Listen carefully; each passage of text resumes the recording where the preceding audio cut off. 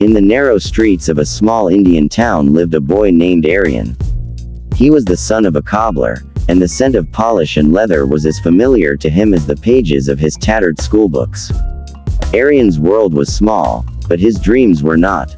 Every night, as he lay on the thin mat beside his snoring father, Aryan would stare at the cracks in the ceiling and imagine himself standing on a grand stage, a microphone in hand, inspiring thousands. But reality was a constant slap. School was a luxury his family could barely afford, and his classmates mocked him for the patched clothes he wore. Motivational speaker. They would laugh. Try fixing shoes like your father. Still, Aryan held on to his dream. He read whatever he could find: newspapers, old magazines, motivational books from the public library. His favorite was the story of Dr. Abdul Kalam. He found strength in those pages. Dream is not what you see in sleep. It is the thing which doesn't let you sleep, he would whisper to himself. At 16, Aryan's father fell seriously ill. The responsibility of the household suddenly fell on his thin shoulders. He dropped out of school and took over the roadside shoe stall. Every stitch, every customer, every ruined evening crushed him a little, but he never let the spark in his heart die. One evening, as he sat repairing a broken sandal, a man in a suit stopped by. Aryan greeted him with a smile and offered to fix his shoe. The man noticed a torn copy of Think and Grow Rich beside Aryan.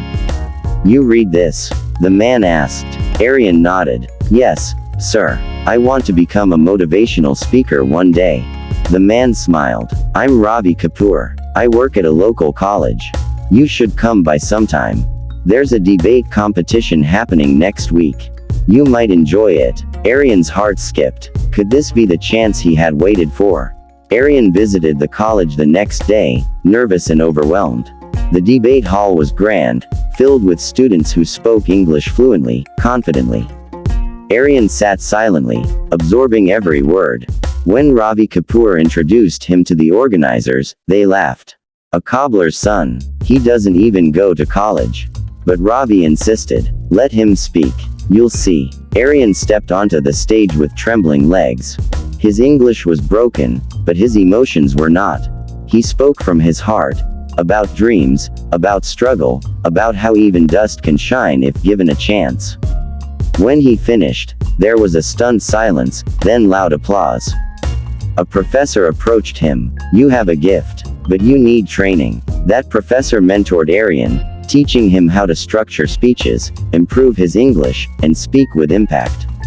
Aryan worked at the cobbler stall by day and practiced at night.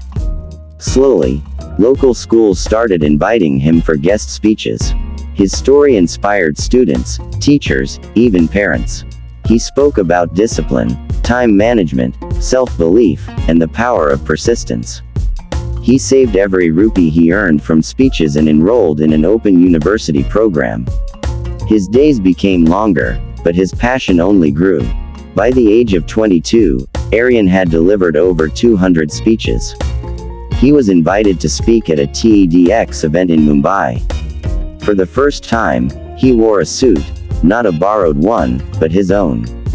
His video went viral. Millions watched the cobbler's son speak about rising from the mud. Offers flooded in. Companies, colleges, NGOs, all wanted Aryan to share his journey. Fame brought challenges. Critics accused him of faking his background. "It's all a show," some said. Aryan felt the sting, but he remembered his father's words, "Let your work speak, not your mouth." He stayed focused, refusing to respond to negativity.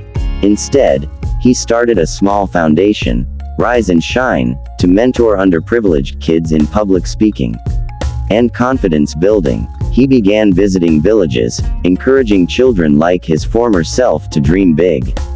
The media began calling him India's voice of hope. One day, Aryan returned to his town to inaugurate a government-funded public speaking center named after him.